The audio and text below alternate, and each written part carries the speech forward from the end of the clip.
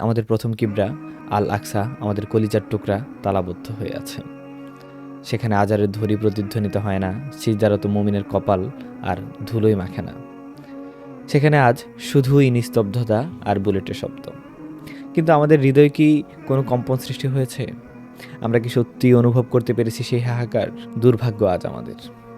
আমরা এমন এক অদ্ভুত নেশায় বোধ হয়ে আছি যার নাম গণতন্ত্র। আমরা মেতে আছি ব্যালট বক্স আর মিছিলে। আমরা বিভোর হয়ে আছি ক্ষমতার মসনদ আর রাজনৈতিক অসার বিতর্কে। অথচ আমাদের অতীত কি ছিল? আমাদের অতীত ছিল ওমর ইবনুল খাত্তাব রাদিয়াল্লাহু তাআলা আনহু, যিনি জেরুজালেমের চাবি বুঝে নিতে পায়ে হেঁটে মরুভূমির পথ পাড়ি দিয়েছিলেন। আমাদের অতীত ছিল সালাউদ্দিন আইয়ুবী, যিনি আল আকসা শত্রুমুক্ত না হওয়া পর্যন্ত জীবনে কখনো প্রাণ খুলে হাসতে পারেননি। তিনি জানতেন ইমানের দাবি কী, আর বুঝতেন সম্মানের মূল্য কতটুকু। আর আজ আমরা নিজেদের আধুনিক প্রমাণের নেশায় মত্ত হয়ে আছি। আমরা পশ্চিমা প্রভুদের সেখানে বুলি আওড়াচ্ছি। আমরা ভাবছি ভোটের বাক্সেই বুঝি আমাদের স্বাধীনতা লুকিয়ে আছে। অথচ আল আকসার প্রতিটি ধুলোকণা আমাদের অভিশাপ দিচ্ছে। সেই মেম্বার, সেই মেহরাব আজ বিলাপ করছে। কোথায় সেই উম্মাহ?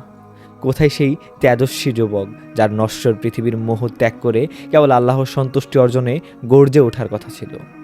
আমরা ভুলে গেছি যে আমরা কারা। আমরা ভুলে গেছি আমাদের পরিচয়। আমরা ভুলে গেছি আমাদের পরিচয় কোনো ভৌগোলিক সীমানায় আবদ্ধ নয়। আমরা ভুলে গেছি যে আল আকসা কেবল ফিলিস্তিনিদের জন্য নয়, এটি আমাদের প্রত্যেকের ইজ্জতের প্রতীক। যখন কোনো বোন সেখানে আর্তনাদ করে, যখন কোনো বৃদ্ধ বাবার কপালে সেখানে লাথি মারা হয়, তখন আমাদের গণতন্ত্রের বুলি কি তাদের প্রাণ বাঁচাতে পারে? আমাদের মিছিল, আমাদের রাজনৈতিক দলাদলি কি শৃঙ্খলা মুক্ত করতে পারে সেই পবিত্র ভূমিকে? ধিক্কার জানাই, ধিক্কার আমাদের এই নির্লিপ্ততাকে।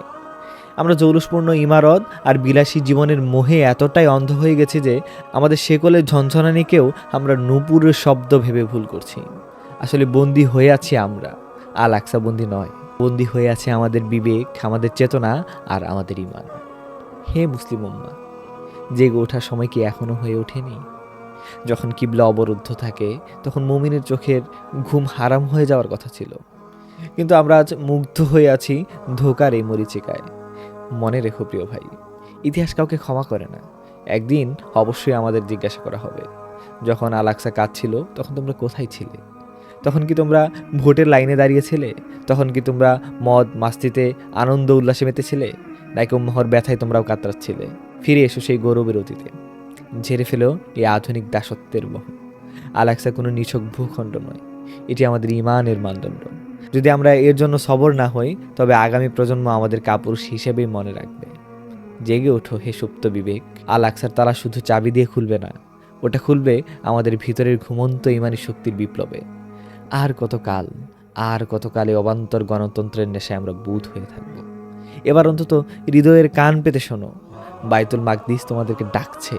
বাইতুল মুকাদ্দাসের সেই ধ্বনি কি তুমি শুনতে পাও না হে যুবক? জেগে ওঠো, ঘুম ভাঙো।